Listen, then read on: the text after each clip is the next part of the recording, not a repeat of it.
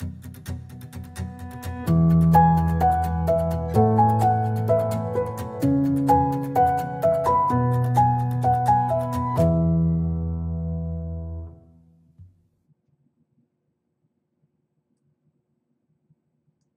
everyone, it's technology expert Burton Kelso here with another tech tip to help you get the most out of the technology in your life.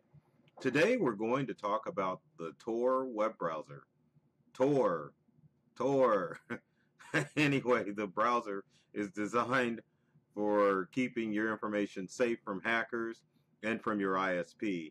Since net neutrality has been rolled back, there's a good chance that your ISP could start spying on your surfing habits and stealing your precious information that they can then use to sell to advertisers who can direct advertise to you. So if you want to keep your information safe on the internet, consider using Tor browser as an alternative to your current web browser. We're going to switch screens here like we always do. Take a look at Tor and see how it can help keep your information safe. Give us a second here and we're going to switch. There's the Tor website. Freedom Online, powering digital resistance. You can donate to the cause or you can download the free browser. You download Tor, you can get it available for your Windows, Macintosh, or Linux computer for you really nerdy types out there. But anyway, once you download Tor, it opens up and it looks like a simple browser, almost similar to Google Chrome, another free browser out there, and it also has some of the same layout as Chrome and even Firefox too.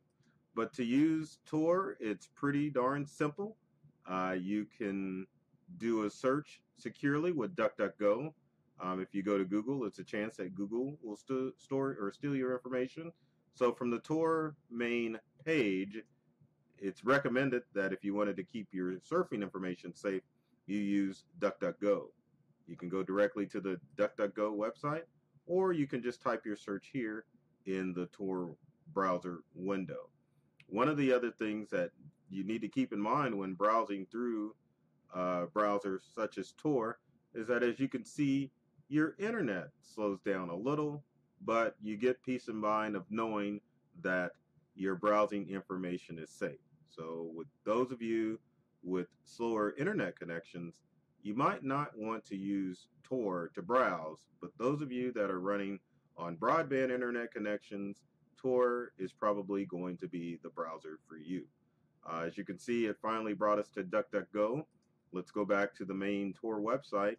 You can also browse using normal browsing methods. So if you wanted to go to, say, apple.com, you could just simply type in apple.com in the browser window, in the search window at the top, or excuse me, the address bar at the top. And as you can see, takes it a few seconds, but eventually we'll make it to apple.com, and Apple won't know where this search is coming from or who's accessing their website, because we're using the Tor browser.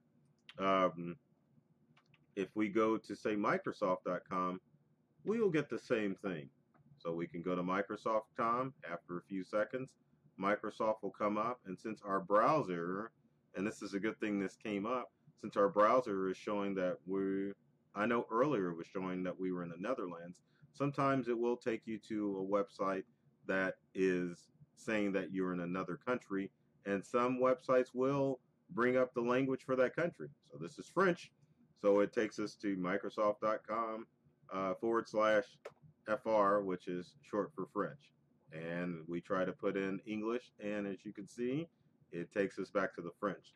So one of the downsides to using a browser such as Tor, it'll mask your identity and your location, but at the same time, certain websites will automatically change the language based on where you're surfing. So keep that in mind. If you know a second language, not bad. If you only know English, not a good thing. But if we go to Amazon, as you can see, it comes up in English. So one of the risks of using Tor is that sometimes it'll bring up the language from the part of the globe that Tor is lying to to the website that you're coming from. So if you're really concerned about keeping your information safe on the internet, consider using Tor browser to keep your information safe from hackers and possibly your ISP if you think that they're spying on you. So Tor, you can go to torproject.org, download the free browser, and begin to surf